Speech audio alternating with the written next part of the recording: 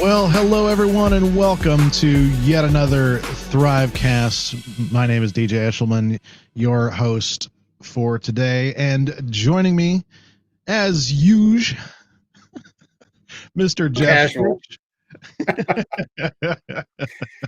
Just got to shorten everything now. It's all good. Is that good? I mean, I'm not doing it in lowercase. All cap? Yeah, if you're doing it all caps, then we got to have a talk. Both Citrix and Intel had new logos released today, both all lowercase. Yes. Yep. And that I don't care. Truthfully, it's. I mean, how many times do we screw up VMware, right? I mean, which one the same thing? Like, everybody at VMware is scratching their head, going, "Huh." I do like Citrix's new logo, though. I will come out and publicly admit I do like it. Yeah, I haven't gone through the website very much to see what they've changed and rearranged, but I know that they've done a huge part on that as well. So yeah, it's interesting to see how that's all turning out. And I have not.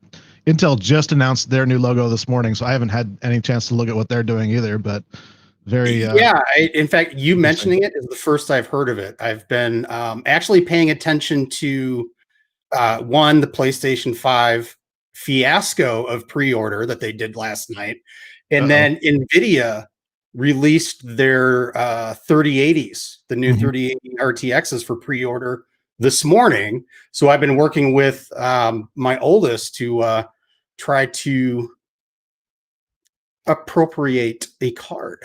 There you go. Yeah, to build his own. There's a lot of YouTube videos I've been watching on that. It's very interesting to see what they're doing for sure.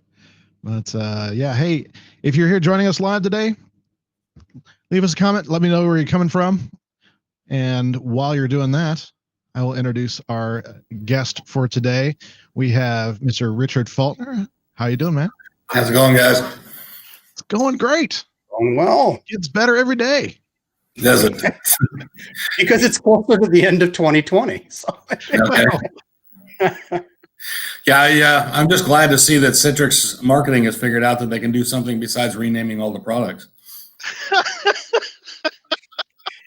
it's very funny true. Because that I was having a discussion, kind of like background, right? I didn't want to say anything out publicly, but I'm going to now. And then, at first, my first reaction when I heard about this Citrix thing was, "Oh, please don't let this be as superficial as the product renaming." Right. Because that's what they're known for. And I, for those of us that were not involved, I think that that was the first thing that went through people's heads. But as I've come to discover, DJ, you, and I know Melissa Case and lots of others were involved in that. And that fills me with hope. So, it's more than just superficial, which is great. Right. Yeah. It is kind of fun when you think about branding and how people react to the branding. I put the question out to our Citrix Heroes community just to see what their thoughts on it, and got a variety of responses as well. I think it's good to have something fresh and new, and you got to keep in mind that as far as Citrix goes, they haven't done anything with their logo significantly pretty much since like '89. Not significantly. This is the first major significant change that they've made. So you're not counting the red dots to black dots? Yeah, I don't see that as a significant change. We went from red to black. Yeah. Ooh. But there's the old joke of like Citrix just permanently cannot figure out how to dot their I's or cross their T's. And it's pretty obvious that they like took that joke and literally like sliced off part of the crossing of the T, and in the animation you see the I moving from the I to the X. It's like they're purposely now drawing our attention to that. It's kind of funny, but hey, if you're known for it and it's not a bad thing, embrace it. Yeah, just embrace it. I'm gonna butcher this, but is it? I hope it's Aero from Finland. I'm probably getting that wrong, but welcome to the show. Anyone else viewing? Feel free to just drop in the comments or if you have any questions, but we'll probably get started here. So Richard is a CTP, Citrix Technology Professional. Is this second year or third year now? This is my second year. Yep. Second year. Okay. They all run together in my head. So Rich, tell us a little bit about your initial background, like where you initially came from in information technology. How'd you get started in IT? Okay. So I actually, I started out when I got out of high school, I went into the Navy. Oh, did you just try? Where'd I go? Yep, there we are. Hey, there we go. This is what happens when you haven't had enough of the magic bean juice. Okay. Oh, maybe. Yes. Yeah, I started as a nuclear engineer when I was in the Navy, and when I got done there, I decided I wanted something a little less stressful. While I was in, I had started doing some IT stuff, and had built a little thing on the side where I was making computers for people and stuff like that. And so I re-careered myself when I got out. I actually started with Citrix back in the WinFrame days. And I remember the first comment I made when I heard about Citrix was I thought we were getting away from terminals, getting off the mainframe and so forth.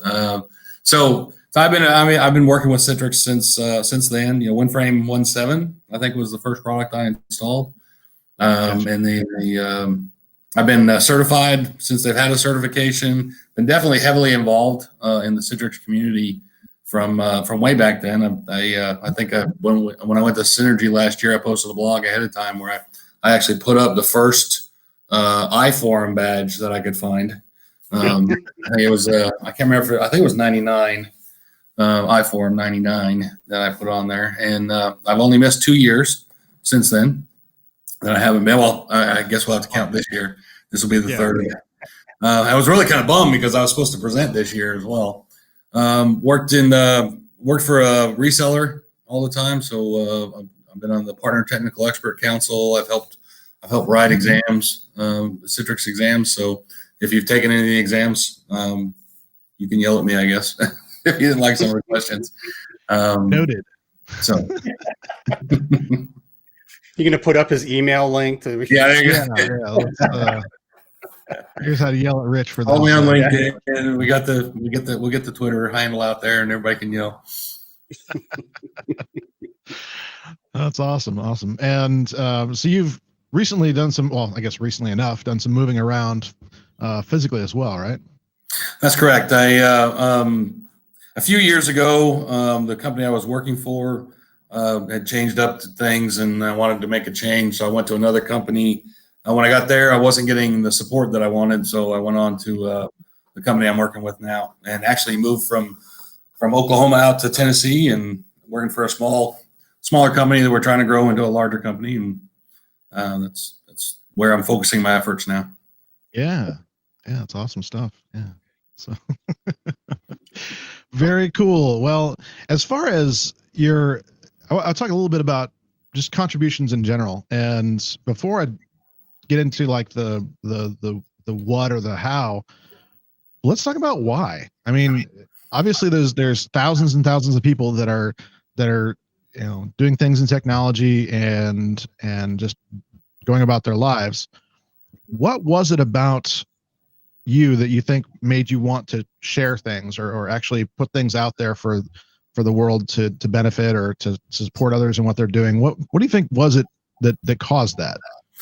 Well, I kind of cut my teeth with Brian Madden and DABCC.com, and then and of course I got to know people like Webster and his website and his contributions, and I kind of thought it's nice for us to be able to share that information out and help other people. Plus, I felt it increased your own personal brand recognition when you were putting out things. I actually went through a presentation a while back, a few years ago, that talked about increasing your brand recognition and how you can use social media and different functions like that. And that's what kind of got me fired up on going to. In fact, until I went through that course, I didn't even have a Twitter account. So I do have professional a professional Twitter account. I don't use it for personal reasons for anything. And same with LinkedIn. I think it's mostly professional stuff. And then I have a separate Facebook account for the professional side, that kind of stuff. Okay. Yeah. Cool. So one of the things I've noted about Rich that's kind of, I don't want to say unique, but it's a distinctive kind of personality type, is that he's a supporter. Mhm. Somebody that's very much putting his kind of a stamp of approval on things, whether it's just the simple, like going through and hitting a like button, like you should all be doing right now. Yeah. But things like that are kind of cool in a lot of these platforms, because it does two things. One, it supports what somebody else is doing, but it also aligns you with what they're doing and keeps your name front of mind. Like, people are seeing your name along with other people's names, which I think is kind of it's a cool little side effect. I don't know if you've ever thought about that, Rich, but Yeah. it's a cool little part of that. Yeah, it's definitely brought in some attention, from different groups, from product teams at other companies. I even was surprised one day when I got up and I went into LinkedIn and I had a personal message from the CEO of iGel, reaching out to me and talking to me. It was like, that's pretty cool. It's nice to get that people recognizing the efforts that you're putting in and supporting the products that can help. So, and the nice thing is the companies that I've worked for, and my personal attitude as a reseller or working for resellers is that, I believe that my goal is that, 5 years from now, you'll look back and you'll think that your company is better off because you had a relationship with us. That's what I'm after. I'm not after telling you something. I'm not after pushing this product or that product or whatever. I want you to feel that you're better off because we had this relationship. So, yeah, ultimately, there's the old saying that selling is serving, right? And it's kind of, it goes both ways, right? So yeah, absolutely, it's all about that relationship. Yeah, and I think that's a lot of what, not a lot, but there's quite a few, especially when you get into the sales side, because of the way sales cycles work. People a lot of times tend to ignore the relationships and just, I want to get the product in and I want to get out to move on to the next thing. And it's I think it's great when you can, even from a vendor side, you can do exactly that. As a vendor, you don't have to be that way, because what at least, I'm sure we've all found is that you leave a good impression, you leave them feeling good about what they've bought in how it was implemented.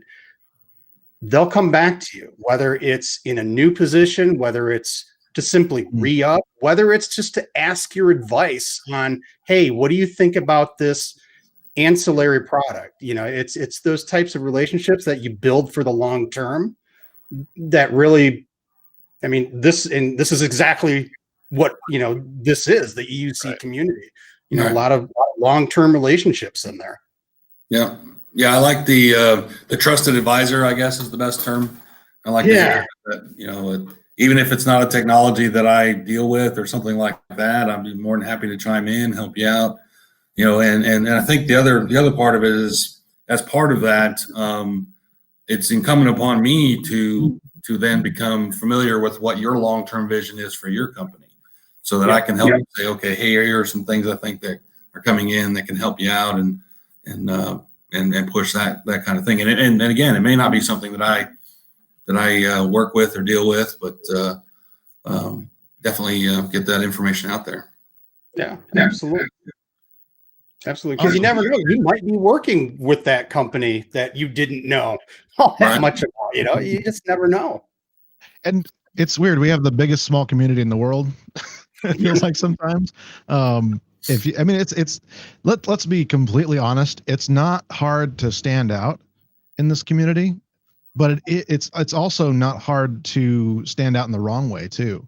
It's pretty easy to get a kind of that black mark, if you're done, sir, or ma'am. Yeah, that that kind of helped lead to some of my position changes over the last couple of years. Is I was like, I don't mind if you ruin your reputation, but if you're ruining mine, I'm not sticking around. You know what I'm saying? I don't want you. If you're making me look bad, that's not good. Yeah, actually, that's actually pretty important to talk about too. When it comes to, especially a personal brand, and need to distinguish between, there's, in my mind, there's kind of three primary types of brand. There is a personal brand, which is kind of what you're bringing to the table, your unique contributions, that sort of thing. There is a, kind of a more, I would call, a business brand or entrepreneurial brand, which is kind of your it can be corporate too, like the big, like we were talking about today, we have logos and things like that where it's a big thing. But there's also like a more unofficial kind of community brand, that's where, and there's things that push the line on that, like we talk about Citrix technology professionals or Citrix technology advocates, that sort of thing. That's kind of like a group brand sort of thing. And we have other things that are more organized, less organized. We talked to Jaren last week about the world of EUC and all that, which is kind of becoming a group brand and things like that. So there's various things that you can do within all these things, but really it becomes not just about standing out, but being recognized in the right kind of ways. Right. So yeah. I've got like way too much to talk about that, so I should probably just. That's all right. Well, and I think it's important that there is a distinction. It's I'm probably going to regret bringing it up, but DJ, as you know, I got into a discussion on Twitter not too long ago about, hey, a competitor called out a competitor's product in what I deemed in a very unprofessional way. And it was his personal account. And of course, people always put the disclaimer, right? These are my views, not my, I'm going to call BS on that right now. That is not true. If you are using your account for both, you are representing your company at all times. Whether you like it or not, whether you disclaim it or not, is irrelevant, because when there are good ways, there are bad ways to talk about competitors' products. And it's if you're going to call something like they did out and then insult people around that product, you have to expect there's going to be someone out there to call you out on it. So you have to be aware of that. You do speak for your company. Personal branding. Yeah. So you have to be very careful of that. It's funny. I actually recorded a video on this about 3 weeks ago and decided not to release it. And then you had that discussion and I'm like, no, I need to release this. And it was more advising. My approach with this is not necessarily for those that are at companies, but more for people that want to build a personal brand and have expressed that interest or may express that interest in the future. Is that, the Wayback Machine is a cruel mistress. Let's put it that way. Everything you put out there can come back and probably will, but there's a general attitude about this. And I'll, if I remember to actually post that video this week, I'll actually try and remember to get back into the comments on, or the description of this video and share it there as well. But one of the things that I'm bringing up in this is that, well, it's kind of that golden rule thing, right? If you don't have nothing nice to say, don't say anything at all, or right. Treat your neighbor as you treat yourself, or that sort of thing. And honestly, what I'm seeing out there is, well, and it could have something to do with the politicization of our cultures around the world. It's not just the three of us are in the U.S., so we're speaking from a U.S. perspective, but I'm seeing this worldwide. With people that are willing to excuse certain ways of talking about things because it's a public figure or because it's a company. And I'm like, well, you should be, as a personal brand, just as yourself, if you treat an entity, and it doesn't mean if whether it's a public figure or a company or a person in a certain way, you're talking about them in a certain way. How do you not expect that that's going to come back at you? That's something, so we're not excused, like Jeff's saying, we're not excused from, the way we interact with people, the way we do things. But at the same time, I dislike how if you say something positive about a company, all of a sudden you're labeled as a shill. That does bother me as well. It's like, why is it that we can't just really just be more personal brand and be agnostic? I think of the fact that I do things to support a whopping 3 or 4 different just monitoring companies just in that niche. There's 3 or 4 of them that I do things with on a fairly regular basis, whether it be public or not, just because I'm supportive of things I do. They all have their different style. It's not like I have to draw lines in the sand and say, it's this one or nothing, that sort of thing. I'm actually doing a webinar for EG Innovations on Tuesday. And I did not prepare myself with a link for that, but I am doing a webinar for EG Innovations on Tuesday. But the cool thing about it is that I'm not getting on there to talk about them. I'm not even really getting on there to talk about me. I'm getting on there to talk about the audience and the things that they can do, some perspectives that I have that I'm hoping will just bring that up and not just be another, demo webinar or something like that, but to actually lend my unique voice to that. It's facilitated by a company, and I'm supportive of that. And, obviously if I didn't like their product, I wouldn't do this for them. Right. But that's kind of a sideways approach to, and just kind of bringing that up as something that you can do to get your own voice out there, is to literally get your own thinking out there and then things that you're passionate about, and have another company or another person facilitating that for you, that sort of thing. That's kind of what I like about what we're doing here. Is we can talk about anything, and so we become a brand that is supporting other people's personal brands by bringing them on.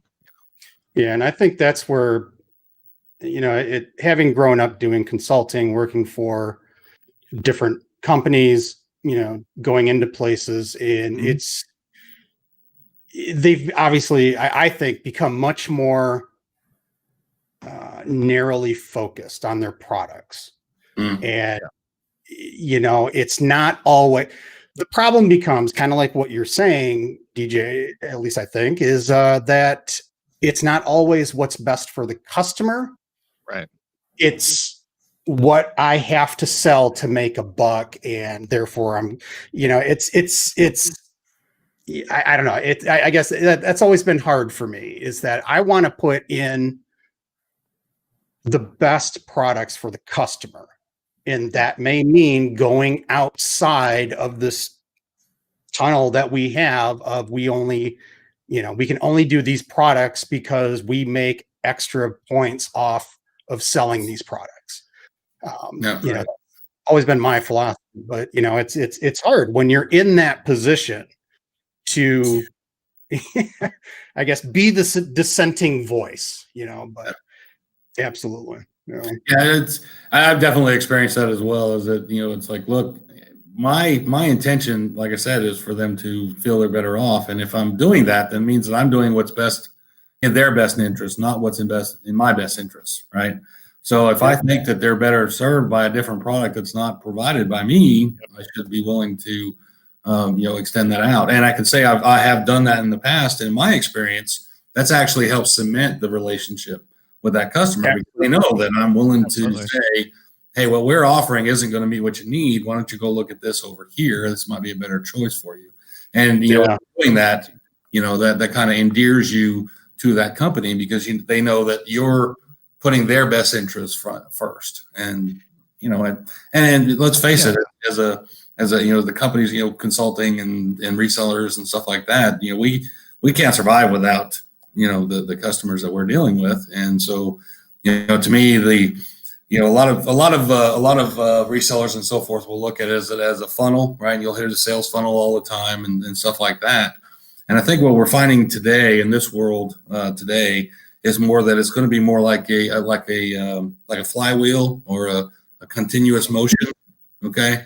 And that if you can keep that going, what you're seeing with things like Amazon and those is that they're reducing the friction of being able to do business with them, making it a lot easier and making that time, come back around to where you want to continue to do business with them. And that I think has become more important than just focusing on this funnel. Let me, almost not quite a used car sales type of attitude, but close enough, right? I mean, if you walk on the door and suddenly there's 3 leeches on your shoulder, and we've all been in that on that car lot, and every one of us kind of felt dirtier when we left, right? Yeah. And when you do something like that, like in front of your salesperson or somebody in sales, it's like deer in the headlights, right? Mm-hmm. They're just going like, "What did you just say?" Mm-hmm. Yep. And honestly, I think there's a lesson to be learned here. If you are somebody that is working just for a company, you're not in an advisory role, you're just really just there to work for that company, and you're thinking that your role is just to sit there in the cubicle and kind of do what you're told. The reality is you've got an opportunity here to become that trusted advisor in your company. This is very possible. In fact, we forget sometimes that managers be managers. They're not out there trying to discover new, different ways to do things. They're not out there trying to figure out ways to optimize things. What they're trying to do is optimize resources and do the best they can with what they have. They're not thinking forward. That's not what a manager is there to do. And if you can show leadership from the kind of the bottom side and say, hey, you know what? This product is something that would really fit this business need that we have. Not, hey, this product's really cool and they bought me lunch, so let's, honestly, if you can take that perspective, and I'm going off on this because I'm reading I'm actually creating the audiobook for the new book, and so that was a chapter I just went through, so it's fresh in my mind. But it occurs to me that doing that, like being that trusted advisor at your own workplace, is actually good practice for adding your own voice anyway. That's a good way. Just doing it in that kind of quote unquote safe environment is a great way to get started adding your voice and being that advocate for what's best for the people you're serving. That's a great way to get started in this kind of, it's not like you should like immediately start writing a blog or anything like that. Sometimes it's the small things to start practicing with. And not everyone's going to want to be on the public side of things. I mean, let's just, and that's perfectly fine.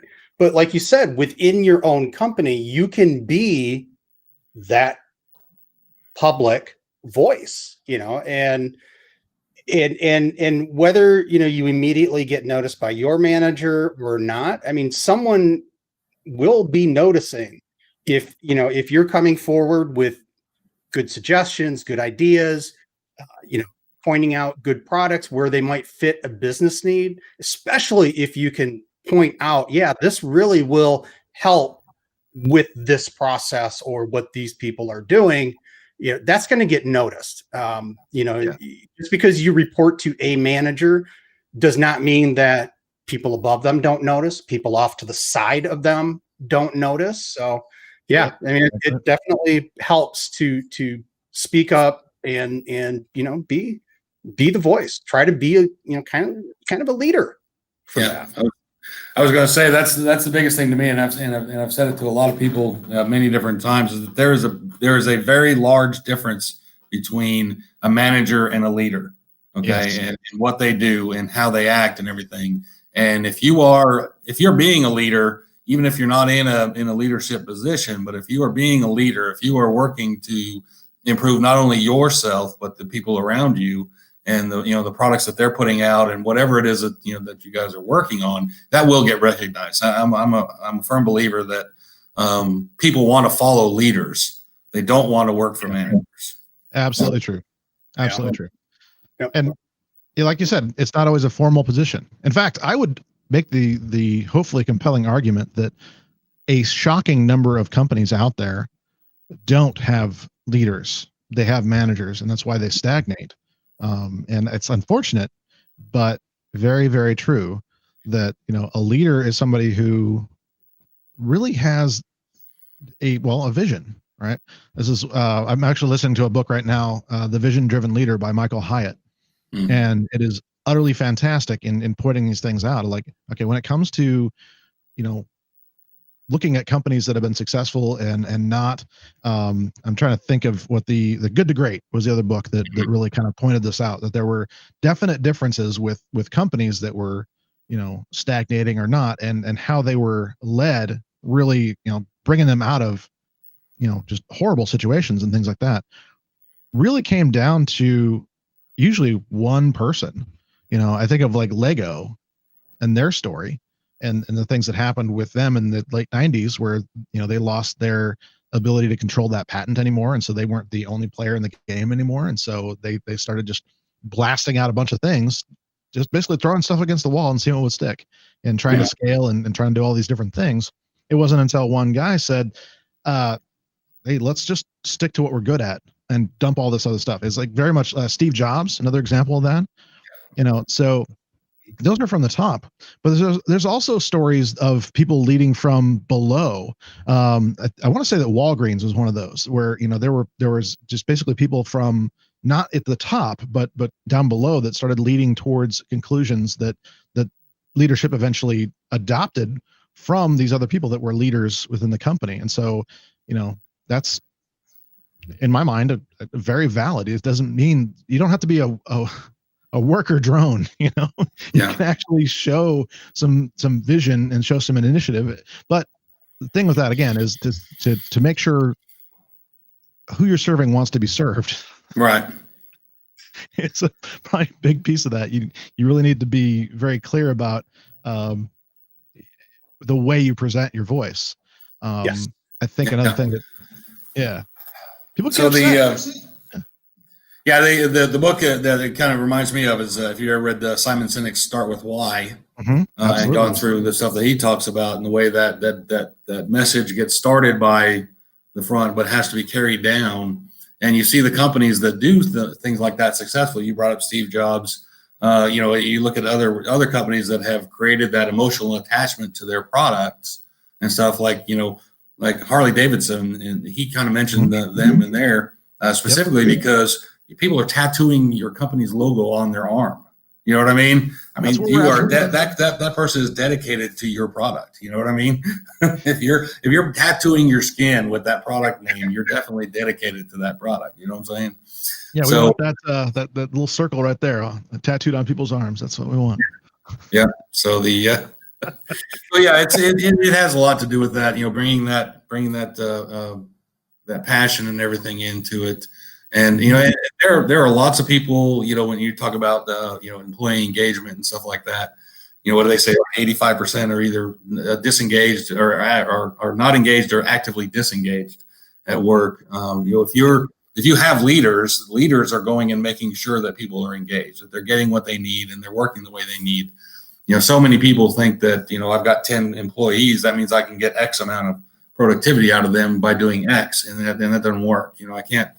I can't run a company based on a spreadsheet. I need to run a company understanding who those people are, what they do, how they react to things, what motivates them, what doesn't motivate them, and they're all individual. Everybody's going to be a little different. So I think a good leader wants their people to do better.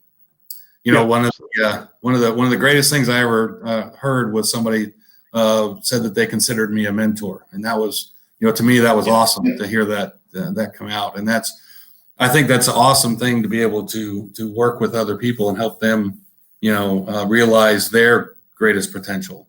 And even if you're just sharing your experience and how you did things and getting them there, I think it's a fantastic thing to do in your life. Yeah.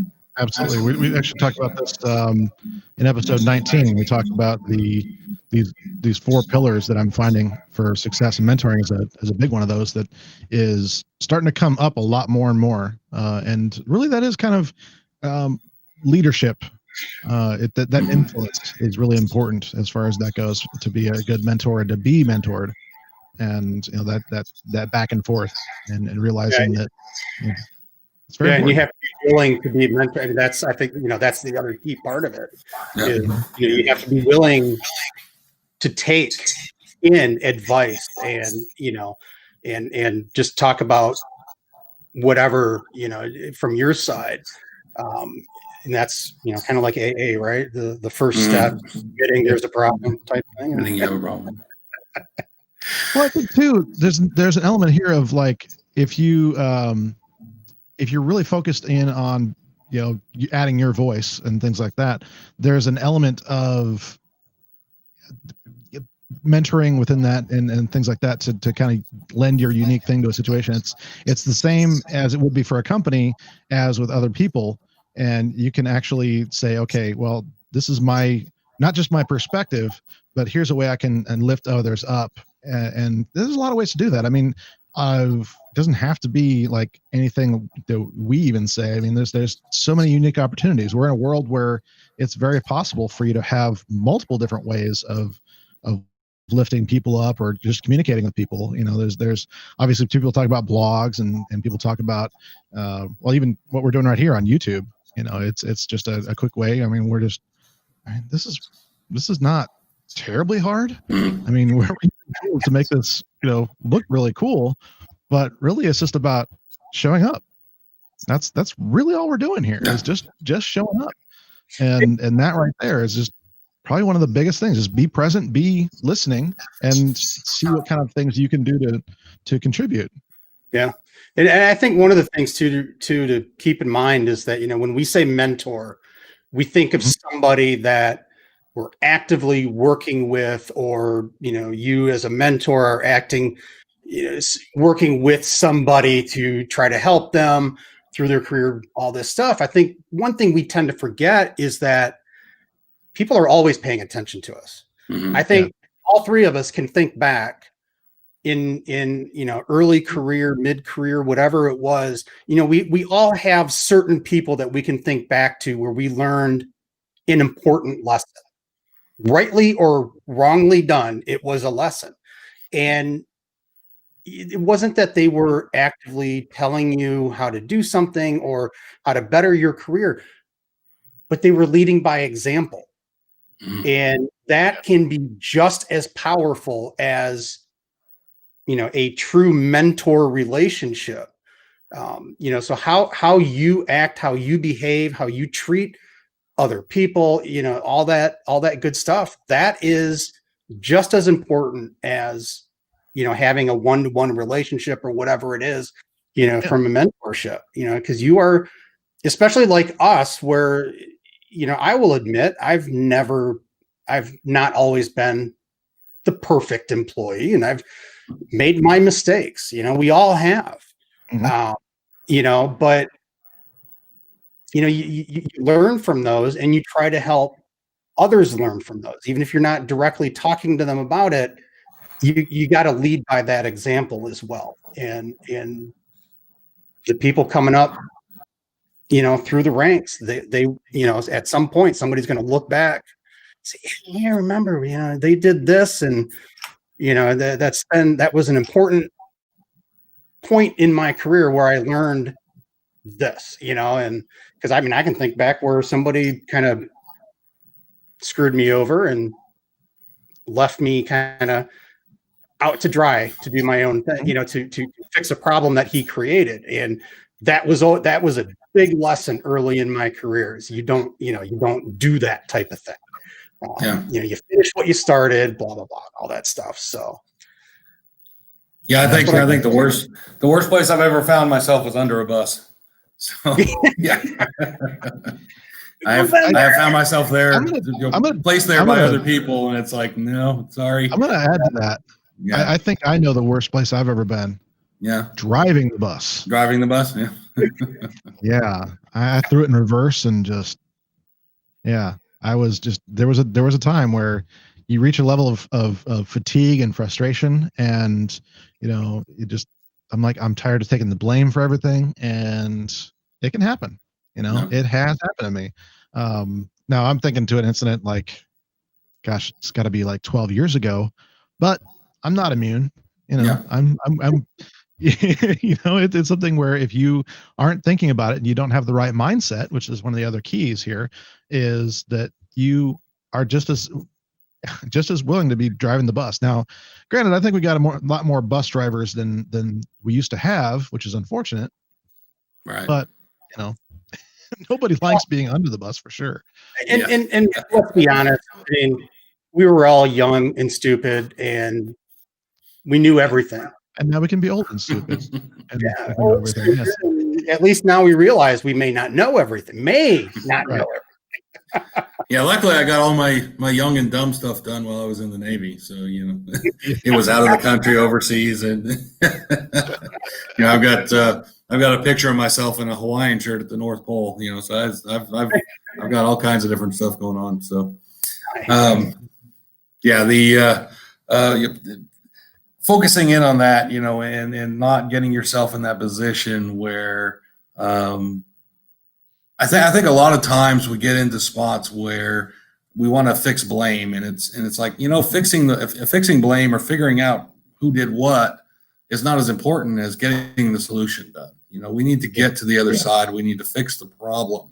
Let's get that taken care of. If we're wasting too much of our time trying to figure out who did what and where and who's responsible and all the rest of that, it's just that's a negative function. It takes away from what we're able to do. I think we need to spend more of our time, working as a team and saying, okay, look, we are all responsible for this. We're all taking care of this, and we need to let's get to the other side and who needs to do what to get there. Yeah. So. Yeah. And there's a flip side to that too, is that if you were the one that made the big mistake, just fess up to it, get it over with. And that's it. You see it all the time in sports, politics, everywhere. These people, they do something stupid. They try to cover it up. And by the time it comes out that, they actually did do what it originally was, it's just made it infinitely worse. Yeah. It's taken on a life of its own, right? Yeah, exactly. So, and that's one thing, that's probably one of the biggest lessons I've ever learned is just, look, you screwed up. Okay. Just admit to it. And you know what? No one can then hold it over you. People could try, but in the end, you've confronted the problem, faced the problem. There's not a whole lot that can go on there. I admitted it. I know there's things they can do, but in the end, it usually smooths things over better than trying to hide it. Right. Yeah. The faster you can get to I'm sorry, the better, I think. There you go. The faster you can get up and say, okay, look, I did this, I screwed up. And again, going back to that, they will trust you more. You know what I mean? People will trust you more. Customers will trust you more. Employers will trust you more if they know that if you do something wrong, you're going to stand up and go, hey, I messed up. I shouldn't have done that. This is what I did. Here's what I think we can do to fix it. I apologize. I won't let it happen again. And then I think the second thing in there is that I won't let it happen again. It's that, recognizing where that thing is. I've told some people before, I've trained a lot of people, in the 20 something years that I've been doing this, and I worked with a lot of different people. And I was like, I don't mind working with somebody who doesn't know what they're doing. It bothers me to work with somebody who thinks they know what they're doing and they don't. And it bothers me to work with somebody who doesn't learn. Okay. If I've shown you 3 times how to do something and you still don't know how to do it, I'm done. I'm not wasting my time anymore. If I'm putting forth my time to give you this information and help you and show you and instruct you, learn from it. Because if I have to show you the 3rd time, you're not taking the time and you're not, putting in you're not showing me what I'm doing is important to you. Mm-hmm. Yep. You know what I mean? Yeah. It's all about taking responsibility. It's easy to take the credit. It's harder to, take the bad. But in the end, taking the bad is showing that you're responsible enough, to do that stuff. And most people will appreciate that. Yeah. Yeah. I think one of the things I'd heard about a leader previously is that a leader gives the credit to the people that are working with him and takes the blame for whatever happens when they're working with a team. That's where you get into that, that difference between a manager and a leader is that the leader is going to heap the accolades on everybody else to try and bring their people up, where a manager is going to be more, oh yeah, I was a great person and let me toot my own horn and so forth. Yeah, I love and Rich, I'm sure you've read this as well, but the book Extreme Ownership is fantastic about that. And we're gonna have all sorts of affiliate links in the description today, all sorts of books for people to read. But I like it because the more you think like that, the more just what we're talking about is the more you're able to. Well, I'm not going to say you're able to. I'm actually going to come out and say that if you start reading these books and start consuming this information and putting it to heart, you can't help it. You will become somebody who uses their own voice positively and become, if you want to say influencer, go ahead, say influencer, but really you're going to be somebody who's encouraging somebody else so much that you're going to kind of rise up from where you were and really be, yeah, I actually don't always like the term influencer or, but at the same time, I really think that John Maxwell was right when he said that leadership is influence. Right. So in a way, you can, if you're not comfortable saying leader and you're not comfortable saying influencer, we can come up with other words for you. But the reality is the same, is that when you show that, when that becomes part of who you are, you just can't help it. You want to build people up, and there's lots of ways to do that too. I mean, some ways are just kind of simple. Like you can get started with simple things, liking somebody's video or if something is making sense to you and you're like, wow, that's really cool. And you just two things you can do at that point. When you realize something is really resonating with you, you can either walk away or you can find somebody else to share that with and just share that with them and let them have the same experience. So this kind of that, is it for me or is it for other people? And that's the way you have to kind of decide these things. And so when you just start deciding that it's for other people, then all of a sudden your perspective changes completely and you're just organically making these changes and you don't even realize you're doing it. Yeah. So I read a book called The Miracle Morning by Hal Elrod. I don't know if you've heard of it or not, but it's really good. And one of the things that and you'll hear it in just a lot of different people's books and so forth is that one of the things that you'll see for whether they're millionaires, entrepreneurs, most of your successful people tend to read, they tend to read stuff that they will make, better themselves. Okay. And so actually Hal Elrod has a series of things that you do in the morning to get yourself going. Yep. There it is. And one of the things one of those in there is read, right? Reading other stuff, learning new things. If on my blog, I call myself the knowledge junkie, and that's why I thought IT was a perfect occupation for me to get into, because if I'm not learning something new every day, I'm not happy. So I'm constantly trying to add to my knowledge of different things, and it may not be. I mean, one of my favorite things I ever learned was actually a presentation somebody did on how to whiteboard, and it wasn't what the topic was or anything like that. It was how to hold the pen, and draw the pictures, right, and stuff like that. And I was like, and it just like changed my life, And you've looked at, I mean, I can look at the board and it's sitting right over here, and you can see the lines are wiggly and stuff doesn't go. And it's like, it takes 2 seconds to go a little bit, take a little bit more time and get that stuff up there. And it is amazing the difference on what a whiteboard will look like. Same thing with, presentations, when you're building up your presentations, making everything geometric and fitting into the spots that they go and staying away from too many things on the screen. I'm not an eye chart person. I hate, if there's more than 3 things on the screen, I'm irritated. You know what I mean? It's like, you're supposed to be explaining it to me as the presenter. I'm not supposed to be reading it for myself off of your PowerPoint. Right. Yeah. If I'm just reading from my own slides, you know what? I'm going to sit down and just flip through the slides. You guys can read it. We'll be done. I mean, that's with that. Yeah. No, I'm with you on that. And honestly, I was actually interviewed for a podcast earlier this week, and that was something that I brought up too. Is like one of the things of wisdom that I got from my dad actually was that you should learn something every day. It doesn't have to be a big thing, but you should learn something every day. And what I did was, in the last, I'd say 3-4 years, maybe even 5 years, is I turned that around and said, okay, if I'm learning something every day, I should be sharing something every day.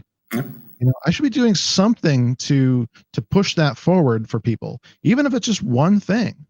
And that's the thing we and I'd love to get your guys' perspective on this, both from CTP years past and CTP now, for example, just as an example of just how much it has changed with your level of contribution, what you can do, and just how simple it can be.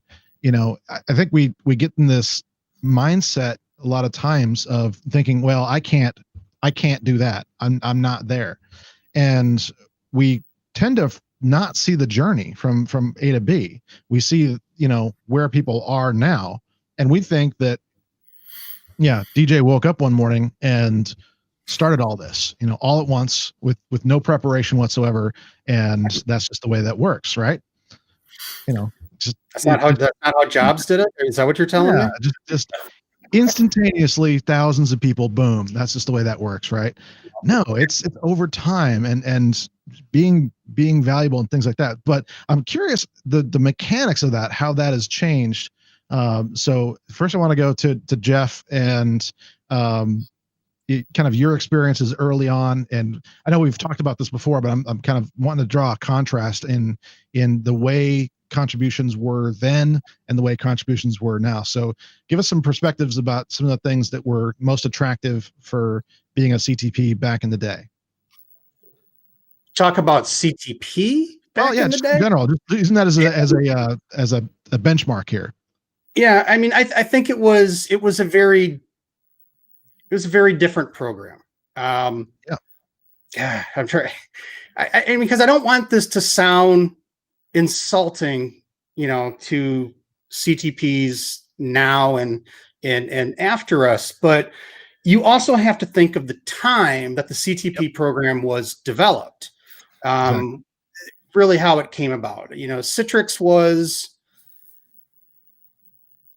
I don't want to say they weren't in the best position, but they were just kind of floating. Weren't fixing certain, whole stuff. And there was not nearly as much of a community, obviously, as there is today.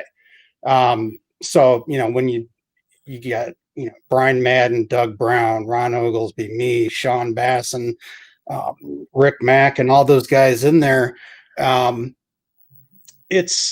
we went in sort of like, it went in with an agreement into Citrix that we were going to be brutally honest, both good and bad, about current products, upcoming products, direction, everything. And I think there was a lot more, I think there was a lot more, I don't want to say honesty, but we were much more upfront with our opinions, I think. Sure. Okay. And that's not to say that doesn't happen today. But really the whole idea was, because it was a very small core group of us, was they were genuinely interested. And again, not saying that they're not interested now. But at the time they really wanted to find out from us, hey, where do you think what are we doing really right? What are we doing really wrong? What do you think could be better? What could be improved? Hey, we've got this upcoming feature. What do you think about it? It was. So it's more feedback related, not necessarily public facing. What's that? More feedback related, not necessarily as public facing as it is today. Absolutely. Yeah. I mean, nobody knew what a CTP was. I mean, because it had just been created. So it was, they developed the program because, like Microsoft had MVP, and that's kind of what, so I guess what I should say is that what it is today is based on a lot of the groundwork that we laid back then. Naturally, because yeah. in the end, this is really what we were pushing for. Kind of a program like Microsoft's. Now, you can argue whether it's treated the same, whether, I don't know necessarily how well they take a lot of the feedback. I'm not even necessarily sure, that people are giving necessarily honest feedback. I've seen things, I've been in some of the meetings from a vendor standpoint, from a Citrix standpoint. And it's an interesting it's interesting to watch and listen to. But I will also admit that what we went in with originally with Microsoft or my Citrix, just don't look at the shirt, than today, but it was the framework for what was to come. Because it is different. Like you said, there was no program before this. So, we could advertise that we were a CTP, but it didn't mean anything really to anybody at that time. It meant more to Citrix and to us because we had the back channel to Citrix, to their program managers and everything else. Now, obviously, there's marketing in there and there is branding, which is perfectly fine on both sides because that helps Citrix and it helps the person being in there. So I guess in the end, I kind of hate doing the comparison because it's just the time and I'm just saying from a perspective of like how getting into it, like back then it was really, you had to be recognized somehow. Like you had some So like I said, there were the community was a lot smaller, so I think it was easier to also be seen and heard. But in the end, there were a few of us that were just that much more vocal than others. Obviously, like, Madden, Oglesby had their books, and, Sean was Sean, and, you want to talk about imposter syndrome at the time? I sure as hell felt like an imposter in that group. But, it's not like I look back on it now and realize, well, I wasn't picked because I was just there.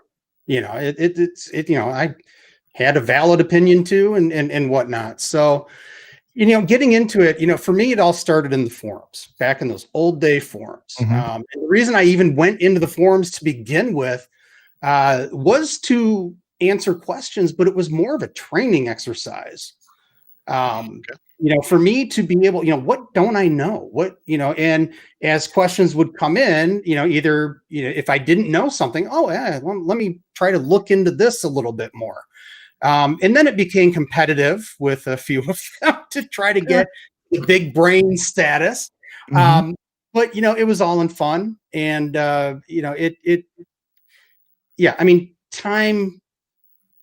times were very different. As my 10-year-old calls me old timey when I start talking like that. I'm the old timey. Yeah, it's real, but it was, the internet was young and fresh and not filled, it's so it so I don't like to compare really because, like I said, what we went in with and how it started is going to be completely different than a mature program. Yeah, and that's kind of what I'm trying to paint here is that it's not like it was. Right. There is no comparison. So Rich, what do you think? Like what is it as far as you're around the current CTPs quite a bit, obviously, and we've had quite a few of them on already. But I'd love to hear your perspective about kind of what's valuable to that program right now. What's valuable as far as being considered or being asked to join? Well, definitely they lead a lot towards your contributions in the different areas that you can work in. I didn't even know how you got in to be a CTP until I saw Patrick was selected, And I think he and I were at either Summit or Synergy, and we were chatting. And I talked to him, and he explained what the process was, and that's how I even knew that there was an application that you had to go through and what you had to do. I was a member of what they called the Partner Technical Expert Council, and have been for over a decade now, which was kind of similar, but not really, because the CTPs definitely meet a lot more often. I think their opinions are collected more frequently, and maybe even weighted a little bit more than that council. But it's nice to see that contribution. It's nice to see the company putting that effort in and taking that to heart. I know we had a big effect with the recent security issue and the NetScalers. I don't think Citrix was taking it as seriously until the CTPs kind of raised the alarm pretty heavily on that one. So I can remember having several conversations with the product managers back at Summit, because they were like, they were just like, and we had to, kind of know it's really important that people understand that this is serious. And because of that, now, we're actually getting, briefings, and they're reaching out to us when other things are being found, and getting our input on, how important is this? How much of a threat is this? Do you see it being something bad? That kind of stuff. Yeah. And it's nice to see that. I think the contributions and I think a little bit of towards the respect in the community. Do members of the community know who you are, and have you helped out in different areas and so forth? Because I can tell you, I did a lot of things before I ever got selected up. But I would say that that the course I talked about earlier about going through and improving my brand recognition and that kind of thing, I think that did a lot for it. And honestly, it's what led to the job I have now. Even that recognition of being an expert in your field. Although I like to joke with people, I said I don't want to be called an expert, because the X is a has been and a spurt is a drip under pressure, and that ain't me. Yeah, experts. Yeah, that's such a weird word nowadays, because you can't trust experts anymore. Yeah. They don't. You know what? Yeah.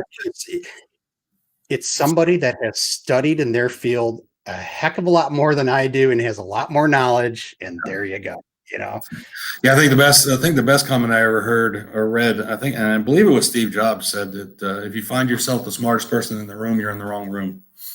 Yep. Yeah, I've heard that attributed to somebody in England, and I can't remember the name right now. So yeah, I apologize. Yes, very much true. Like, really getting around other people that are, willing to contribute, and being that person, and striving to be the one that's, not least important necessarily, but that you are constantly aware that it's not about you, that sort of thing. Yeah. So we're kind of to the top. Well, we're past the top of the hour at this point. So we'll get to the final thoughts. So, Rich, final thoughts on how someone can, maybe not best, but some great ways for them to get their own voice out there and be part of the large community that we have. Well, I would say definitely stay in touch with the different parts of the community. We've talked about forums, we've talked about blogs, we've talked about social media. Get your presence known out there. Make sure that you've got something to say, and make sure that if you see topics that aren't being covered, if there are certain things that areas that people aren't talking about that you think are important, or if you found ways that can be helpful, get that information out. Get it out to people and get that noticed. Kind of. There's nothing wrong with a little self promotion now and then. You know what I mean? Yeah, done for the right reasons. I like it. Cool. Well, Richard, thank you so much for being with us today, and hope to have you on again soon sometime. All right. Thanks, guys. Cool. Thanks. And all right. Yeah, final thoughts. Yeah, final thoughts. I actually got a couple of final thoughts I just want to throw out there. Earlier, we were talking about my little Twitter discussion. I just want to make sure this is clear. What was said was not necessarily bad. There's like half of it. That first part, if they had just stopped, it's okay to criticize other products, even if you work for a vendor, or, to say that, hey, whatever. There's, like we said, there's good ways, there's bad ways. It was the second half of the message that ruined it.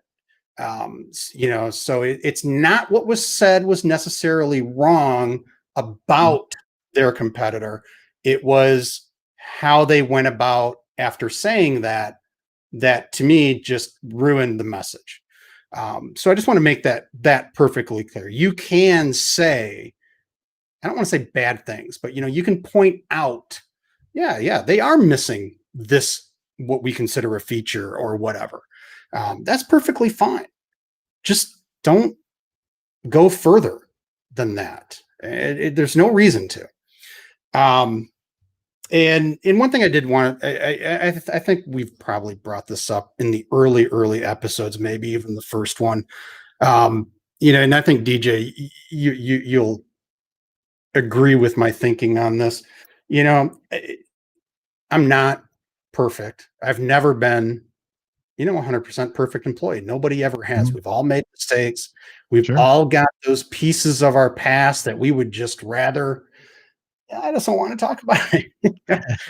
We've all been there. And the biggest reason that I love doing this is there is catharticism, I think, in it. But also, it does come down to, kind of from a mentoring standpoint, that somebody will be able to take what I talk about, what you talk about, what guests talk about, and be able to learn something from that. Maybe avoid the mistakes completely that I've made. Again, I'm not claiming to be the perfect person, the perfect coach, the perfect mentor, the perfect whatever. But I do have 20 plus years of experience, and that is good and bad. And if I can help one person avoid a mistake or do something great, it's all worth it. And it's hard putting, like you had your blog that got you fired. It's hard to put stuff out there like that, Yeah, it is. because now it's the internet. It will be remembered forever. So that is my final thought, that I really do hope people are getting something out of these THRIVEcasts. I really do. Yeah, yeah, I do too. I mean, I think, and feel free to tell us otherwise. We welcome that. Go ahead and put in the comments. If there's something you think we can improve, absolutely, or just Absolutely. email me. It's Yeah. it's fine. It's we've got a contact form on our website. You can do that. It's thrive-it.com. And so feel free to let us know if there's things that we could improve or that you'd like to see. We're actually this is a good time to talk about this. We actually are looking in the next few weeks to launch a mentoring series. And so if you would like to be mentored live right here with us, and just have some things about your career, questions you have, like about what direction you should be headed and that sort of thing, absolutely. We're willing and able to give you some of that time. And it's kind of cool because I do this a lot with groups that I like coach or am being coached in. And what I'm finding is that people learn a lot from other people learning. Yeah. And so if you're willing to put yourself out there in that, I think that's a great first step, honestly. So if you're willing to be mentored by us and that's something you're interested in, again, go to the website and reach out to us, and thrive-it.com, and find the contact us and let us know you're interested in being mentored on the air, and we'll get that arranged for you. So very cool. And one thing I do want to say, one last thing, actually, you brought up about contacting us, about what could be improved, what could be whatever. If it's helped you in any way, if something we've said or a guest has said that you want to say, hey, thanks. I mean, that would be really awesome to hear, to know that we are making, helping a person or two would be completely great. Yeah. And Rajesh, it's great to hear your thoughts as well. It's very nice to hear about your thoughts as well sometimes. So we welcome that. Yeah, great. So we'll close it out here. But Jeff, thanks again. Thank you. All right, folks. Well, great show today. I really enjoyed being with you, and we'll be here next week. I believe let me check on this. Yes, we have Elcho Van Gulik.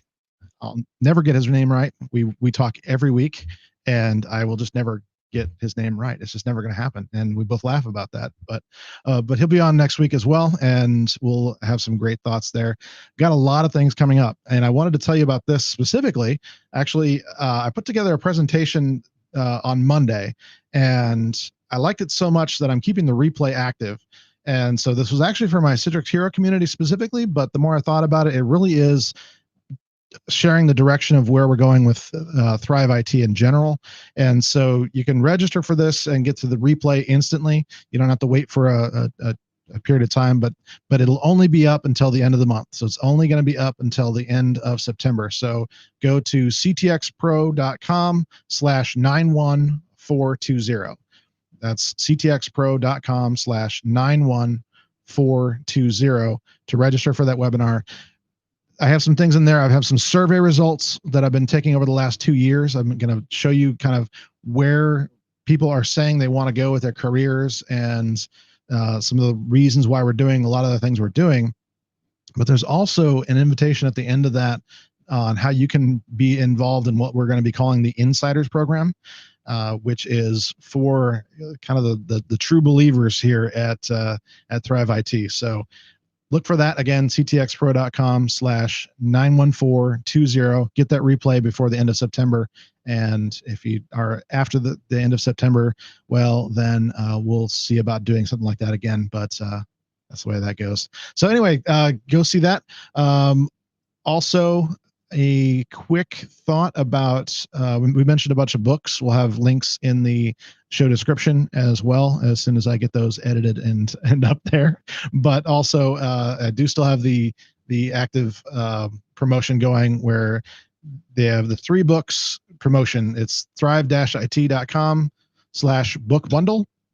What that is, grab these here. There are, to show you visually if you're watching this, is my new book, Just Do This, on hardcover when that comes out. The previous book, Be a Citrix Hero. And just because I've got still some sitting back there, as you can see, my friend Dan Miller wrote this great book, 48 Days to the Work You Love.